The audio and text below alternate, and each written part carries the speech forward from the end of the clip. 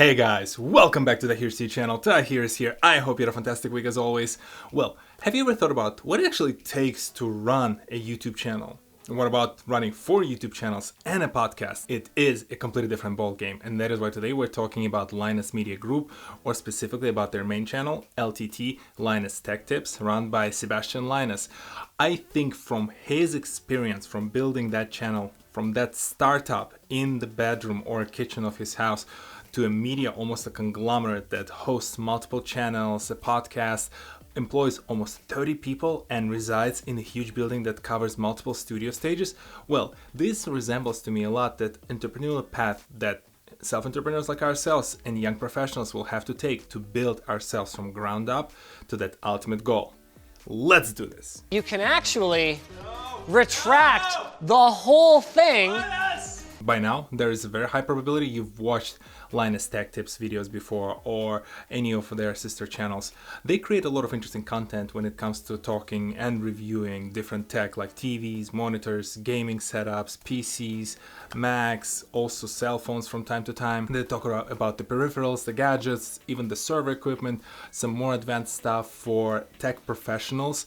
You can go to a store like Best Buy in past and could see them on one of the screens promoting a product, or they even produce content to train the electronic store associates. One of the things that I grew to appreciate across the spectrum of all that content was both how well and thorough the research and the review in each video was. You can see that people actually wrote the scripts, they did their research, they tested thoroughly every piece of the equipment before producing that content, as well as the production value. I learned a lot from Linus Tech Tips and their sister channels, but one thing that I never really researched much was how the sausage was made, so to speak, until I saw the video with Nexus where Linus took Nexus hosts through the entire studio, showed them what the company looks like, and discussed the process by which they produce those 15 videos weekly.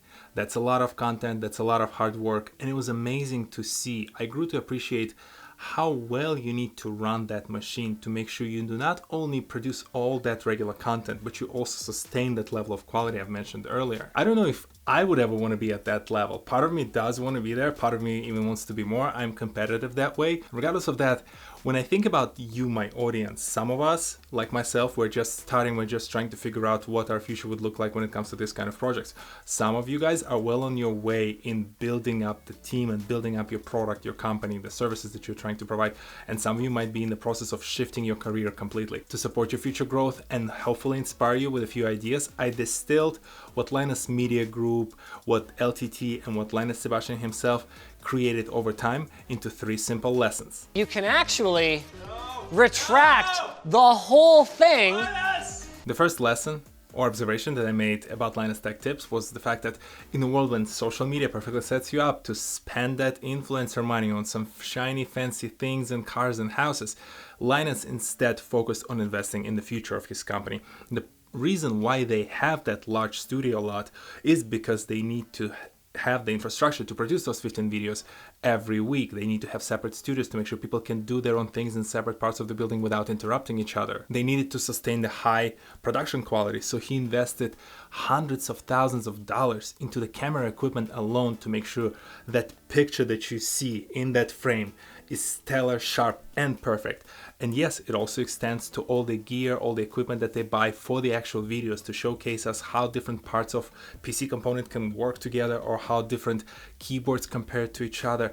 All this takes a lot of work. Yes, you can potentially skip buying $50,000 plus Mac Pro and review just a spec sheet online and be done at that, but no. Linus goes ahead, orders the entire setup, he buys this expensive Mac setup, they go tear it down, they disassemble it, they try to upgrade it, adjust it, and provide a buyer's guide for all of us. This is crazy that they invest so much money into that content, but it makes all the sense in the world because this is how the company continues to grow. For us entrepreneurs, it's important to remember there will be a point in time when the profits are slowly flowing in and you will face a tough choice. Do I spend those profits on myself and to reward myself for all that hard work and all the hours and hours that I spent away from the family? Or Do I reinvest it back in the business and continue that growth rate? It is tough. From situation to situation, it can be very different. From the type of business you face to the other type of business, it can be very different. But at the end of the day, we all have to make that call at some point. And to me, the way I like to think about it is, yes, I can take some of those profits, enjoy my time, and continue working hard and continue seeing the same results.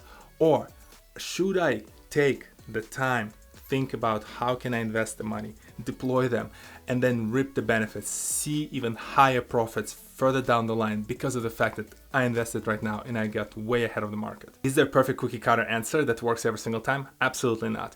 You will know better when it comes to your business what makes sense in a given moment. I don't exactly remember the quote that I'm about to say or attempt to say. I'll really butcher it. But anyway, it's on the wall at my gym and I really like it and I think it perfectly applies here. Essentially, the whole idea is that investing right now without seeing necessarily the results is like adding the fuel to a fireplace and just building it up for that ultimate moment in the future where you can eventually light the match, throw it in, and start the fire. The more you invest right now, the larger that fireplace and the warmer that spot will be in the future when you start reaping the benefits. I don't know if I lost you on the metaphor, but I thought it would work. You can actually retract the whole thing. The second observation is part of the process of investing in your team. It's amazing how Linus Media Group now consists of, I think, 30 plus people. They're all spanned from video editors to video producers to writers to merchandisers, sysadmins, the cameraman. There's so many different people who work around that office, making sure they can crank out those 15 videos a week. And a lot of people are surprised to learn that the YouTube channel would employ 30 people. Yes, it makes all the sense in the world because at some point in your growth, you hit that mark where specialization and hiring special talent for individual functions makes all the sense in the world. We all, self-entrepreneurs, small business owners, just professionals who are trying to make a transition, we all start at the same spot when we try out a new venture. We do everything on our own. We're like that one-man band. We have to finish every single task before we move to the next task. We have to prioritize, figure out what makes sense, and we are our own bottleneck. But as hopefully the business, the idea, the venture grows, so does the need to hire the talent. Can you just keep hiring and continue doing everything on your own? Yeah. Will you save money? Absolutely. Will you be able to continue produce the same amount of content as you are currently? If it's not neck-breaking, definitely. But will you be able to grow beyond that point? Absolutely not. This is a simple rule. As the company grows, there will be a need for people to take on individual responsibilities. That's plain and simple. It's opportunity cost. I use that concept a lot in my videos. I use that concept a lot in my day-to-day. For example, running a YouTube channel, there will come a point where I can hire an editor and with that guarantee that I can produce even more content while someone else spends those hours putting the videos together and editing them. And as the channel grows further and further, like Linus Tech Tips did, there will be more opportunities to outsource the writing, outsource some special effects, outsource the stage and the production to someone else. And with that, all of a sudden, you as a founder find yourself in a position where you stop doing the important but mundane day-to-day task and you move to that strategic level where now you're responsible for building out the vision and understanding how to take the company that started from that single YouTube channel in this kind of a room to a bigger media conglomerate like what Linus Media Group turned to be. You can actually retract the whole thing. Finally, in the third observation, Linus realized that the market, the small business world especially, can be very finicky and you have to have multiple revenue sources to assure you're sitting on a very firm foundation. They guaranteed it by making sure they have spots for pre-roll ads that YouTube posts so it creates that AdSense revenue from YouTube. Special sponsor placements at the beginning and the end of each video, and also the famous plugs of lttstore.com to sell their merch. All right, step one, put on my LTT hoodie. lttstore.com. Some people I'm sure think just LTT are greedy. They want more and more money. Sebastian wants to make those millions of dollars recurringly, but no, you have to make sure that with 30 people working for you, you guarantee the stable future.